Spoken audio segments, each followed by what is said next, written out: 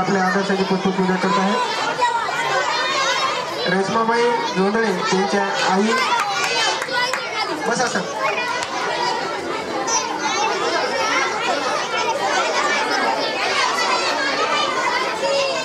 या ठिकाणी स्वागताच्या कार्यक्रमाला सुरुवात होणार आहे। आपण सर्वांनी सहकार्य करावं, मान्यवरांचं स्वागत होईल। आजच्या कार्यक्रमाला दुरून असे आपले जैन समाजाची महापुरुषांच्या विचाराची आवड आहे, ज्यांनी सतत कार्य करत आहेत समाजात, अशा प्रकल्प अधिकारी सुजाताताई पवरे या नेहमीच आपल्या कार्यक्रमाला येऊन आपल्याला सहकार्य करत आहेत। त्यांचं